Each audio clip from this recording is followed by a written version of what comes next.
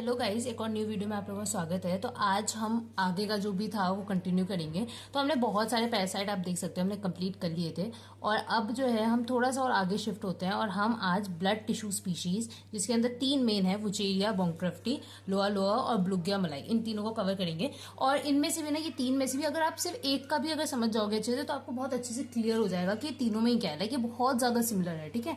और तो हम आज करते हैं, इनको फिलेरियल वॉर्म्स भी कहते हैं। तो आज हम ये फिलेरियल वॉर्म्स आज कंप्लीट करेंगे और अगर हो सकेगा तो हम ये सिस्टोड वाली जो कैटेगरी थी वो हमारी पूरी बच रही है, लाइक इकाइनोकोकस ग्रेनुलोसस और टीनिया जो थे टेप फॉर्म्स, वो दोनों हमारे रह रहे हैं। तो अगर वीडियो छोटी ही रह जाती है तो हम ये भी इसी में कवर कर लेंगे, नहीं तो इसकी भी नेक्स्ट वीडियो आ जाएगी। बहुत ही ज्यादा ईजी है ये लोग, ठीक है। तो हम स्टार्ट करते हैं इससे, वुचेरिया, बोंक्राफ्टी, लोआ लोआ और ब्लूग्या मलाई से, ठीक है। तो मैं जितना भी होगा इस वाली बुक से कवर करवाती हूँ, लाइक मैं ये वाली बुक रेफर करती हूँ। आप भी देख सकते हो आपके अकॉर्डिंग भी, आपको आप जो भी बुक पढ़े हो, ठीक है, तो आप देख सकते हो, उसे रेफर कर सकते हो। कोई भी डाउट हो तो आप कमेंट सेक्शन में पूछ सकते हो, ठीक है। तो आप स्टार्ट करते हैं इनसे, फिलेरियल वॉर्म से, ठीक है। तो सबसे पहले स्टार्ट करते हैं वुचेरिया बैंक्रफ्टी से। तो वुचेरिया बैंक्रफ्टी जो है वो एक नॉक्टर्नल पीरियोडिक पैरासाइट होता है और इसका जो इंक्यूबेशन पीरियड हम ये सब चेक करेंगे बहुत ज्यादा लंबा होता है। लाइक इंक्यूबेशन पीरियड सबको पता है, जब वो ऑर्गेनिज्म हमारे बॉडी में आया, जब से लेकर सिम्टम्स अपीयर होने तक, ये वाले जो होते हैं बहुत ज्यादा टाइम लेते हैं, ठीक है। तो इसलिए इसके अलावा आपको सबको पता होगा वुचेरिया क्या डिजीज कॉज करती है। तो एलिफेंटाइटिस, ठीक है, या फिलियारिसिस, ये एक डिजीज होती है जो ये कॉज करता है, ठीक है। तो हम वो भी डिटेल में करेंगे, ठीक है। तो सबसे पहले इसका लाइफ साइकिल देख लेते हैं। तो लाइफ साइकिल में जो मेन चीज आपको पढ़नी है, वो देखनी है, वो है कि कैसे हमारे बॉडी में एंटर कर रहा है, मतलब कैसे इसका, मतलब पूरा ये पैथोजेनेसिस सब कुछ हमें अच्छे से देखेंगे, ठीक है। तो सबसे पहले आपको ये याद करना है मॉस्किटो, ठीक है। कौन सा मॉस्किटो ये लेके आता है? तो ये एक मॉस्किटो है जिसका जीनस है क्यूलिक्स, ठीक है। और एडीज मॉस्किटो, एनोफिलस मॉस्किटो भी एसोसिएटेड होते हैं, पर Culex mosquito is the primary जो एसोसिएट होगा इस डिजीज के लिए, वो ये है, ठीक है। इसके अलावा इसका अगर आपको पता हो इसका होस्ट कौन है, तो हम ह्यूमंस इसके होस्ट हैं, ठीक है। तो ये क्या करेगा, ये जो मॉस्किटो है वो L3 लार्वा लेके आता है वुचेरिया का और वो हमारे बॉडी में डाल देता है, ठीक है। अब ये डालने के बाद हमारी बॉडी में ये जो लार्वा है ना, वो ग्रो करते हैं और वो फॉर्म हो जाते हैं in adult form in lymphatics, ठीक है। तो एडल्ट फॉर्म में आप देख सकते हो मेल और फीमेल बन चुके हैं, ठीक है। अब ये एडल्ट जो है, ये दोनों एडल्ट फर्टिलाइज करेंगे और प्रोड्यूस करते हैं शीथेड माइक्रोफिलेरिया, ठीक है। अब मैं शीथेड क्यों लिख लूं, क्योंकि बहुत सारे ऐसे फिलेरियल वॉर्म्स होते हैं जिनमें शीथ प्रेजेंट नहीं होती, उनके मतलब उनके जो माइक्रोफिलेरी वॉर्म्स होते हैं उनमें शीथ प्रेजेंट नहीं होती, पर वुचेरिया जो है उसमें शीथ प्रेजेंट होगी, ठीक है। तो ये शीथेड माइक्रोफिलाई फॉर्म करता है जो कि माइग्रेट कर सकता है लिम्फ में और ब्लड चैनल्स में, ठीक है। अब हम आगे देखेंगे कि कैसे ये शीथेड माइक्रोफिलाई जो है, अब यहाँ पे हमें पता चल गया ये शीथेड माइक्रोफिलाई बन गए जो हमें लिम्फ, ब्लड चैनल्स आराम से मूव कर सकते हैं। और आपको ये जान के हैरानी नहीं होगी, लाइक ये जो शीथेड माइक्रोफिलाई है उसके अलग सिम्टम्स आपको दिखेंगे। सिमिलरली जो ये एडल्ट है उसकी वजह से अलग ये पैथोजेनेसिस होती है बॉडी में, ठीक है। तो हम दोनों ही देखेंगे कि क्या होता है दोनों में, ठीक है। तो जैसे जो भी चीज ये एडल्ट वॉर्म कॉज करता है उसकी वजह से हमारी बॉडी में ना क्लासिकल फिलियारिसिस फॉर्म होता है, मतलब उस डिजीज को कहते हैं क्लासिकल फिलियारिसिस, ठीक है। इसके अलावा जो भी डिजीज हमारा ये शीथेड माइक्रोफिलायर कॉज करता है उसको कहते हैं ऑकल्ट माइक्रोफिलारिसिस, ठीक है। तो ये सारे डिजीज हम देखेंगे, पर अभी बस ये देख लो ये दो फॉर्म्स बन गई। अभी जो शीथेड माइक्रोफिलाय है वापस मॉस्किटो बाइट करेगा, वो मॉस्किटो हमारी बॉडी से वो शीथेड माइक्रोफिलाय लेगा और वो डाल देगा, मतलब वो उसके अंदर फिर अब डेवलप स्टार्ट हो जाएगी मॉस्किटो के अंदर। तो मॉस्किटो के अंदर ये डेवलपमेंट शुरू हो जाएगी। तो क्या डेवलपमेंट होगी in mosquito, this microfilaria penetrates mosquito's midgut and migrate to thoracic muscles and also shed his sheath, ठीक है। तो ये मॉस्किटो क्या करेगा, ये मॉस्किटो के अंदर ये माइक्रोफिलाइज चले जाएंगे और वो वहां पे पेनिट्रेट, मतलब वहां पे डेवलप करेगा और अपना शेड भी मतलब लूज कर देगा, ठीक है। अपना जो शीथ है वो भी शेड कर देगा और फिर ये जो है फिर डेवलप हो जाएगा L1 लार्वा में, ठीक है। L1 लार्वा वापस L3 लार्वा में, और आपको पता है L3 लार्वा हम लोगों के लिए इन्फेक्टिव थी, तो वापस कोई अगर मॉस्किटो वो L3 लार्वा के साथ होगा वो हमें कट करेगा तो हमें वापस वो डिजीज हो जाएगी, ठीक है। तो ये सिंपल सा इसका था लाइफ साइकिल, ठीक है। तो अब इसी से बहुत सारी चीजें क्लियर है। सबसे पहले इन्फेक्टिव स्टेज क्या है, L3 larva. Portal of entry क्या है, स्किन, ठीक है, स्किन से एंटर करता है, ठीक है, काट रहा है ना वो, तो स्किन से एंटर कर रहा है। साइट ऑफ लोकलाइजेशन क्या है, तो ये इतना क्लियर नहीं है, पर आप ये चीज तो देख सकते हो, ये जो एडल्ट फॉर्म है वो लिम्फेटिक्स में बन रहे हैं, ये जो माइक्रोफिलायज है वो हमारे लिम्फ और ब्लड चैनल्स में मूव कर रहे हैं, तो इसका site of localisation lymphatic system होता है, ठीक है। जनरली या तो सुपीरियर या तो इंफीरियर एक्सट्रीमिटीज होते हैं, ठीक है। और बहुत कॉमन, जो मोस्ट कॉमन अगर आप बोलो कौन सा लिम्फेटिक सिस्टम इन्वॉल्व होता है, तो वो होता है इनग्वाइनोस्क्रोटल रीजन, ठीक है, इनग्वाइनोस्क्रोटल रीजन। तो ये है इसका साइट ऑफ लोकलाइजेशन, ठीक है। अच्छा, यहीं पे ना मैं एक और चीज बता देती हूँ। यहाँ पे जो हमने ये लार्वा देखा, माइक्रोफिलाई लार्वा, ठीक है, ये सॉरी हाँ, जो ये लार्वास देखे हमने, वो आप देखो इसमें क्या स्टेजेस है, माइक्रोफिलाई, फिर L1 लार्वा, फिर L3 लार्वा। तो जो जैसे हम अभी वुचेरिया पढ़ेंगे, लोआ लोआ पढ़ेंगे, ब्लूगा मेलाई पढ़ेंगे, इसके अलावा एक और होता है ओंकेसिला वोल्वस, ठीक है। तो ये 4 हमारे होते हैं मेन फिलेरियल वॉर्म्स। तो इनके लार्वाज में थोड़ा सा डिफरेंस होता है, तो मैं वो आपको जल्दी से बता देती हूँ। तो देखो आप यहाँ पे देख सकते हो, ये हम याद कर सकते हैं इनके लार्वाज को देख के। तो वुचेरिया का जो लार्वा होता है उसमें ना जो टेल होता है, टेल पे कोई भी न्यूक्लियाइज नहीं होता। तो इसको याद करने के लिए आप डब्ल्यू से याद कर सकते हो, डब्ल्यू से वी थोड़ा सिमिलर है, तो वैनिश्ड एट टेल, ठीक है। तो इसमें न्यूक्लियस जो होंगे वैनिश्ड एट टेल पे। लोआ लोआ में क्या होता है, लाइन की तरह होता है और बिल्कुल टिप तक जाते हैं, ठीक है, लास्ट तक। तो ये इसलिए लोआ लोआ। इसके अलावा ब्लूगा मलाई जो होता है ना, इसमें बाय न्यूक्लिएटेड न्यूक्लियस दिखेंगे एट टेल, ठीक है। तो टेल पे बाय न्यूक्लियस दिखेगा, ठीक है। इसे आप बी से याद कर सकते हो, बी एंड बाई न्यूक्लियस, ठीक है। और ओंकोसेरा वोल्वस में कोई भी लार्वा टेल पे नहीं दिखेगा, तो इसको याद करने के लिए ओ के लिए ऑब्स्ट्रक्शन आप याद कर सकते हो, ठीक है। तो ऐसे आप इसके लार्वास डिफरेंशिएट कर सकते हो, ठीक है। अब हम आ जाते हैं वापस वुचेरिया पे। तो वुचेरिया की हैबिटेट क्या है, सबसे पहले एडल्ट वॉर्म जो है वो कहाँ रह रहा है, हमारे लिम्फेटिक सिस्टम्स में, ठीक है, वो वहीं पे ग्रो किया था। इसके अलावा माइक्रोविलाइज हमारे ब्लड में भी ट्रैवल करता है और हमारे लिम्फेटिक्स में भी ट्रैवल करता है। जो फीमेल वॉर्म्स होती है वो विविपेरस होती है और वो 5000 पर माइक्रोफिलाइज पर डे प्रोड्यूस कर सकती है। इसके अलावा माइक्रोफिलाई जो है वो डायग्नोस्टिक है, मतलब अगर किसी की बॉडी में माइक्रोफिलाई दिख रहे हैं तो इसका मतलब वो डायग्नोस्टिक है कि उसको वुचेरिया वाली डिजीज हो रखी है, मतलब वुचेरियासिस डिजीज हो रखी है, ठीक है। इसके अलावा L3 फॉर्म इन्फेक्टिव है, डेफिनेटिव होस्ट मेन है, infective host intermediate host female mosquito Culex है, ठीक है। अब देख लेते हैं जल्दी से कि इसकी क्या क्या डिजीज कॉज होता है बाय दिस वुचेरिया बैंक्रफ्टी, ठीक है। डिजीज कॉज, और आई नो बहुत ज्यादा शोर आ रहा है बिकॉज शाम का टाइम है, यहाँ पे बहुत ज्यादा बच्चे खेलते रहते हैं, तो इसकी वजह से एनीवे हम कंसंट्रेट करते हैं यहाँ पे। और मैं थोड़ा सा नॉइस कैंसिल करने की कोशिश करूंगी, पर क्या कर सकते हैं अगर नहीं हुआ तो। 1 मिनट गाइज। तो डिजीज कौन सी कॉज होती है, तो वुचेरियासिस, जिसके 2 फॉर्म्स होते हैं, क्लासिकल और ऑकल्ट, ठीक है। क्लासिकल क्या है, दैट इज कॉज बाय, मतलब जो भी सिम्टम्स एडल्ट वॉर्म की वजह से आ रहे हैं ना उसको क्लासिकल फिलियारिसिस कहेंगे, और जो भी सिम्टम्स हमारे माइक्रोफिलाई की वजह से आ रहे हैं उसको हम ऑकल्ट फिलियारिसिस कहते हैं, ठीक है। अब इस दोनों में थोड़े सा डिफरेंस देख लेते हैं। Classical filariasis cause by adult worm, इसमें होता है कि एडल्ट वॉर्म से तो क्या कर देता है, ब्लॉकेज कर देता है लिम्फ वेसल्स और लिम्फ नोड्स की, ठीक है। और इसकी वजह से और वहां पे ग्लैनुलोमा फॉर्मेशन भी हो जाता है, इन्फ्लेमेशन और स्टार्ट हो जाती है, may cause granuloma formation and produce typical hard pitting oedema, ठीक है। ये बहुत इंपॉर्टेंट है, ये कैसा एडिमा कॉज करता है, पिटिंग एडिमा करता है, हार्ड पिटिंग एडिमा, ठीक है। तो ये है क्लासिकल फिलियारिसिस, ठीक है। अब ऑकल्ट फिलियारिसिस में क्या होता है, इसमें सबसे पहले मैसिव ईस्नोफिलिया दिखता है, ठीक है। इसके अलावा कॉज बाय माइक्रोफिलिया, ठीक है। ये इसकी वजह से होता है कि ये जो वॉर्म है ना माइक्रोफिलाई, वो हमेशा ट्रैवल करता रहता है हमारे लिम्फ से, ब्लड चैनल से इधर उधर ट्रैवल करता रहता है। उसकी वजह से पूरी बॉडी में एलर्जिक रिएक्शंस हो जाते हैं, तो कॉज एलर्जिक और हाइपर सेंसिटिव रिएक्शंस। और microfilariae is present in affected tissues but not in blood, ठीक है। तो ये भी आप देख सकते हो कि जो माइक्रोफिलाई है ना, जो अफेक्टेड टिश्यूज है उसमें आपको प्रेजेंट मिलेगा, पर ब्लड में इतना नहीं मिलता, ठीक है, जब उसको ढूंढने के लिए जाए तो, क्योंकि वो हमेशा ट्रैवल करता रहता है ना, तो इसलिए, ठीक है। अब देख लेते हैं क्लिनिकल मैनिफेस्टेशंस। तो सबसे पहले अगर 2 केसेस हो सकते हैं, हर डिजीज के 2 केसेस होते हैं, या तो वो एसिम्प्टोमेटिक है या सिम्प्टोमेटिक है, ठीक है।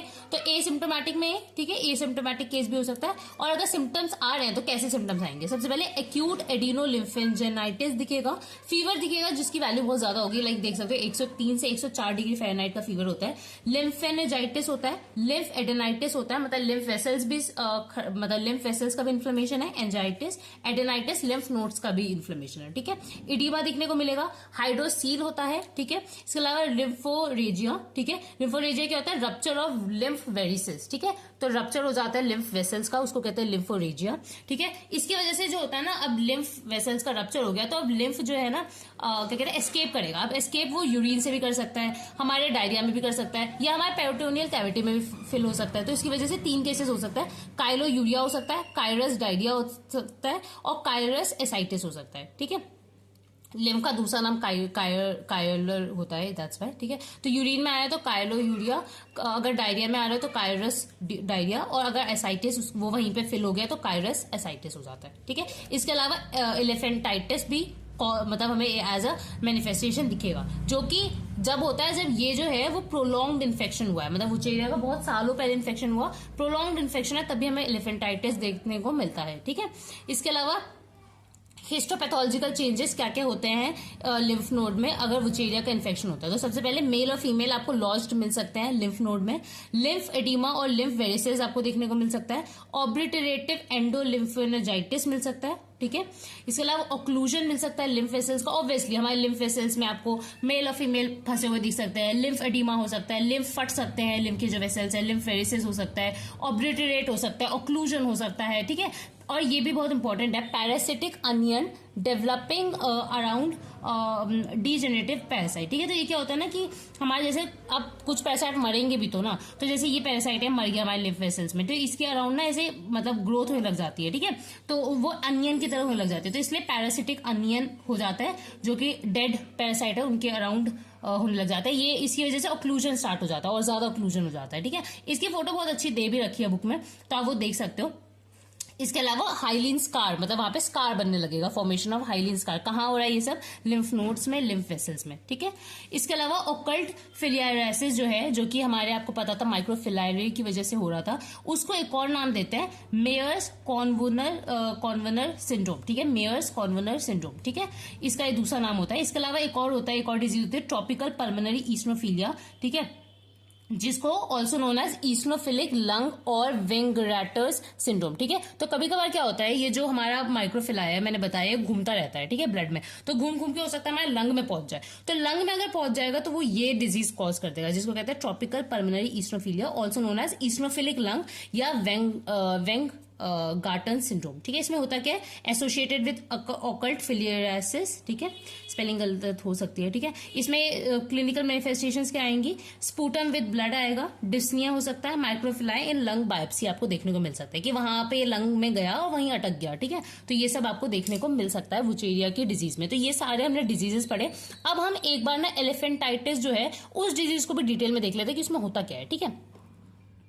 तो एलिफेंटाइटिस, ठीक है, एलिफेंटाइटिस affected part become enormously enlarge producing a tumour like solidity, ठीक है। This is the end result of Wuchereria infection, this is the end result, मतलब बिल्कुल लास्ट में होगा, बहुत ज्यादा प्रोलॉन्ग्ड वुचेरिया का इन्फेक्शन था, नहीं हो रहा ठीक, नहीं हो रहा, नहीं किया ठीक, उसके बाद जाके हमें एलिफेंटाइटिस होगा, ठीक है। And occur due to continuous infection, जैसे मैंने आपको बताया। अब इसका कॉज क्या है, fibrotic constriction of all afferent lymphatics.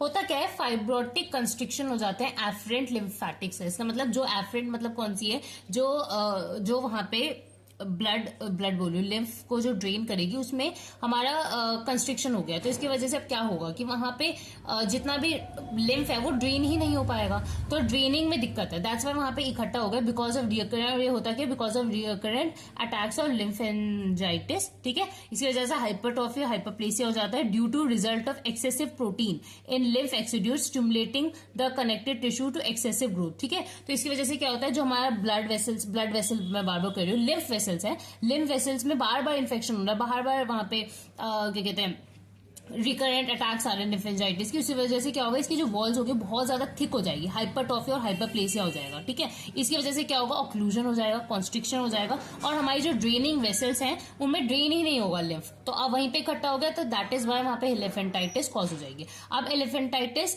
In leg में, अगर लेग में एलिफेंटाइटिस हो रहा है तो वहां पे कौन से लिम्फ नोड में इन्वॉल्वमेंट है, तो इंग्वाइनर और इलियाक लिम्फ नोड में अगर इन्वॉल्वमेंट है तो हमारे लेग में हमें एलिफेंटाइटिस दिखेगा, और अगर सुपरफिशियल इंग्वाइनर लिम्फ नोड्स में अगर ड्रेनेज की दिक्कत आ रही है तो स्क्रोटम में हमें एलिफेंटाइटिस दिखेगा। ये मोस्ट कॉमन होते हैं, तो मैंने ये बताई है। बाकी हैंड में भी दिख सकता है, ब्रेस्ट में भी आपको एलिफेंटाइटिस दिख सकता है, ऊपर एक्सट्रीमिटीज में भी दिख सकता है, अपर एक्सट्रीमिटीज, लोअर एक्सट्रीमिटीज, ये कहीं पे भी आपको दिख सकता है, ठीक है, जनरली लेकिन एक्सट्रीमिटीज में ही होता है ये, ठीक है।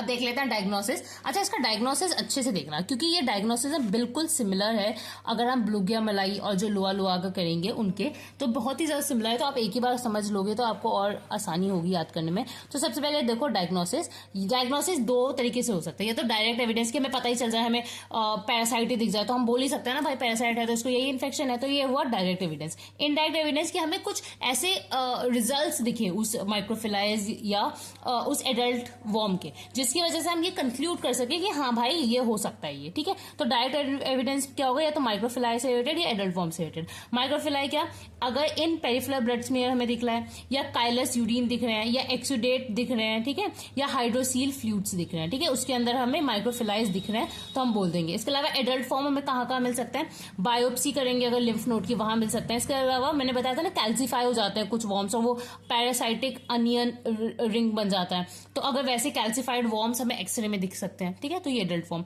इनडायरेक्ट एविडेंस क्या होगा कि एलर्जिक टेस्ट करेंगे, ठीक है, तो हमें एलर्जिक टेस्ट होते हैं जिसमें हमें पेरिफेरल ब्लड स्मीयर में ईस्नोफिलिया दिखेगा। अब ईस्नोफिलिया तो बहुत सारे पैरासिटिक इन्फेक्शंस में होता है, तो ये इतना परफेक्टली स्पेसिफिकली नहीं बताएगा, पर हाँ इंडिकेट करेगा कि हाँ कोई तो इन्फेक्शन चल रहा है बॉडी में। इसके अलावा इंट्राडर्मल टेस्ट किए जाते हैं जिसमें एंटीजेंस डाले जाते हैं उसके, और देखा जाता है बॉडी में कोई रिएक्शन हो गया या नहीं हुआ, उससे कंक्लूड किया जाता है। इसके अलावा इम्यूनोलॉजिकल टेस्ट होता है जिसमें कॉम्प्लीमेंट फिक्सेशन टेस्ट करते हैं।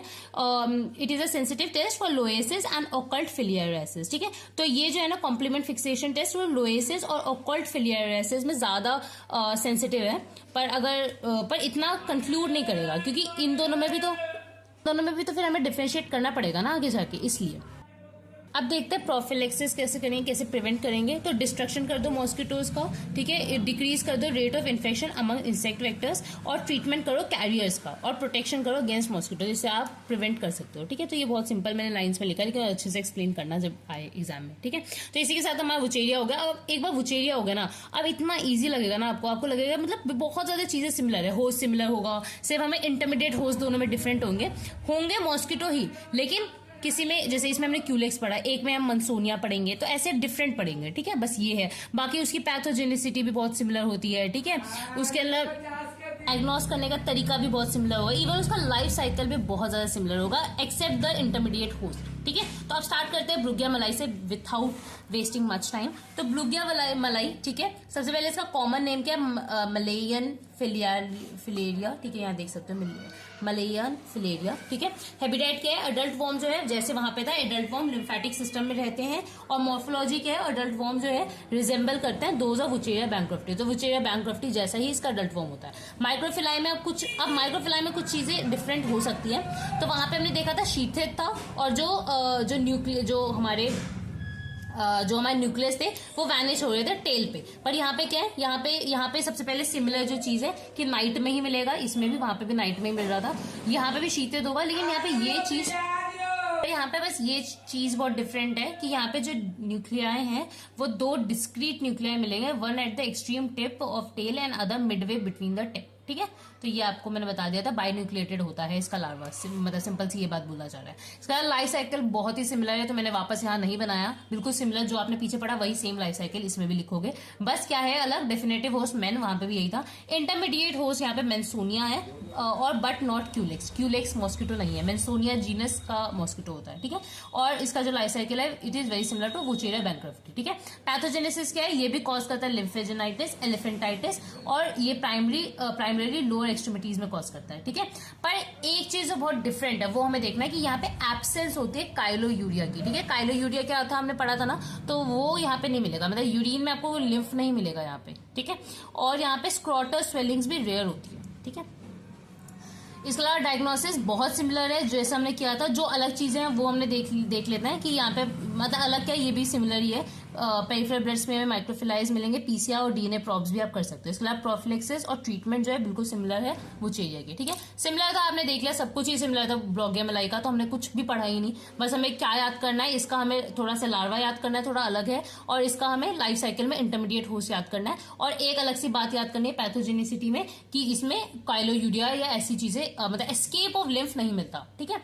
अब देख लेते हैं इसी के साथ लोआ लोआ लोआ लोआ। अब स्टार्ट करते हैं। लोआ लोआ को हम अफ्रीकन आई वॉर्म भी कहते हैं, ठीक है, अफ्रीकन आई वॉर्म। अब इसका हैबिटेट क्या है, तो adult worm is subcutaneous connective tissue of man, often is सब कंजक्टिवल टिश्यूज ऑफ आई, ठीक है। तो ये भी क्या है, ये हमारे ना सबक्यूटेनियस कनेक्टिव टिश्यू में प्रेजेंट होता है, ठीक है। वो सब कहाँ प्रेजेंट हो रहे थे, एडल्ट वॉर्म कहाँ प्रेजेंट था, अगर आपको याद हो तो उसका जो एडल्ट वॉर्म था वो हमारे लिम्फेटिक्स में प्रेजेंट था। यहाँ पे वो सबक्यूटेनियस टिश्यू में होता है। और जनरली इसकी फोटो आप देखना नेट पे, गूगल पे, मैंने भी एक बार देखी थी, बहुत ज्यादा डरावनी फोटोज है, लाइक डिस्टर्बिंग फोटोज, क्योंकि ये जो होते हैं ना लोआ लोआ, वो हमारे आईज में घुस जाते हैं, ठीक है। तो ये वही लिखा हुआ है, सब कंजक्टिवल टिश्यू ऑफ आई में इनका हैबिटेट होता है एडल्ट वॉर्म का, ठीक है। इसका डेफिनेटिव होस्ट क्या है, मेन। और यहाँ पे जो इंटरमीडिएट होस्ट है वो कौन है, क्राइसॉप्स, ठीक है, क्राइसॉप्स, जिसको मैंगो या डियर फ्लाइज भी कहते हैं, ठीक है। अब ये जो डिजीज है वो एंडेमिक है वेस्ट और सेंट्रल अफ्रीका में, और इसका जो इन्फेक्टिव स्टेज है वापस लार्वा L3 है। अभी तक जितने पढ़े सबकी यही है, ठीक है।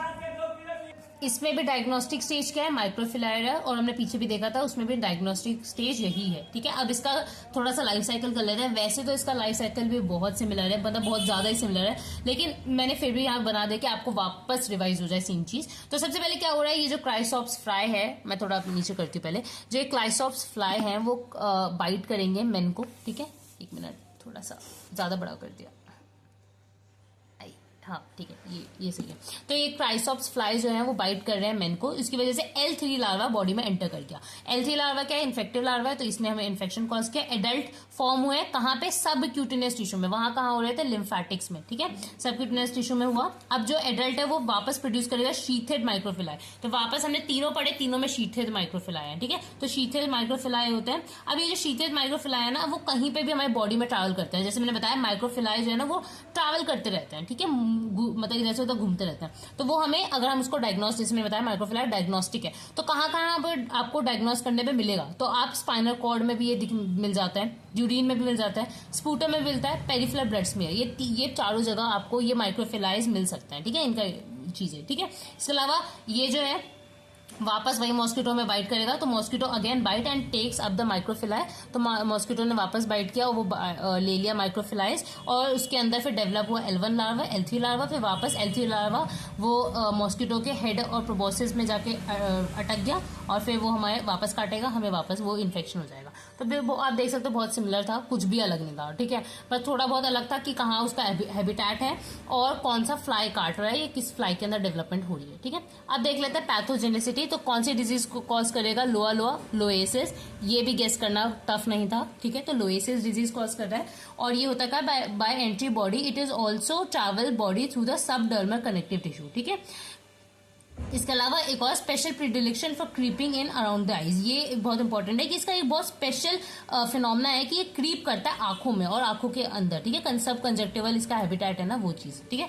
अब इसका क्लिनिकल फीचर्स क्या है, कैलेबल स्वेलिंग्स, ठीक है। कैलेबल स्वेलिंग्स क्या होती है, सबक्यूटेनियस टिश्यू में एडिमा होना, ठीक है। तो वो हमें एक फीचर यहाँ दिखेगा, तो कैलेबल स्वेलिंग्स दिखेगी। इसके अलावा ईस्नोफीलिया दिखेगा, वो तो हर पैरासिटिक इन्फेक्शन में दिखेगा। इसके अलावा इसका डायग्नोसिस बहुत सिमिलर है, तो ये इसके क्लिनिकल फीचर्स है। बाकी जो भी क्लिनिकल फीचर्स हमने पीछे पढ़े ना, वो बाकी सारे इसमें भी होंगे, ठीक है। इसके अलावा डायग्नोसिस देख लेते हैं। तो डायग्नोसिस बहुत सिमिलर है इसका वुचेरिया की तरह। तो वुचेरिया में जैसा डायग्नोसिस था वैसे ही डायरेक्ट इनडायरेक्ट जो भी हमने पढ़ा था सब कुछ, ठीक है। तो same as Wuchereria bancrofti, peripheral blood smear में देखेंगे। इसके अलावा इम्यूनो डायग्नोस्टिक टेस्ट करते हैं, ठीक है। 3 टेस्ट होते हैं, ठीक है। तो कुछ इम्यूनो डायग्नोस्टिक टेस्ट होते हैं, जैसे CFT, IFAT, एलिसा टेस्ट, ठीक है। तो ये टेस्ट होते हैं, ये करे जाते हैं, तो इससे भी आप पता कर सकते हो। इसके अलावा इसके कॉम्प्लिकेशंस क्या है, तो मेनिंजियोएन्सेफेलाइटिस इसका एक कॉम्प्लिकेशन है।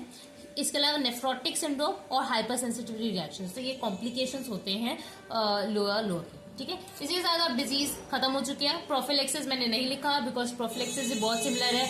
ये जो फ्लाइज है इनको मार दो, जो कैरियर्स है उनको ट्रीट करो, तो ये बिल्कुल सिमिलर ही इसका प्रोफिलेक्सिस है, तो हम वो चीज कवर बार बार नहीं करेंगे, ठीक है। तो इसी के साथ हमारे फिलियारियल वॉर्म्स भी कंप्लीट हो गए हैं। अब हम नेक्स्ट वीडियो में अपने करेंगे इकाइनोकोकस ग्रैनुलोसस, जिसको हम डॉग वॉर्म भी कहते हैं, और हमारा टेप वॉर्म जो बहुत ज्यादा ही बड़ा भी है, और मतलब वो बहुत ज्यादा डिटेल में हम करेंगे क्योंकि उस पे क्वेश्चंस मैंने बहुत बार देखे हैं, ठीक है। बहुत ज्यादा ही इंपॉर्टेंट टॉपिक हो जाता है वो, ठीक है। इसी के साथ हमारा पैरासाइटोलॉजी कंप्लीट हो जाएगा फाइनली। लाइक बहुत ही बड़ा स्ट्रेस चला गया मेरे लाइफ से। एनीवे, इसी के साथ आपको कैसी लगी वीडियो मुझे कमेंट सेक्शन में बताना, और bye bye guys, I hope you like this. और अगर आपको पसंद आई है, अपने फ्रेंड्स को हेल्प करने के लिए आप ये शेयर भी कर सकते हो। तो बाय बाय गाइस।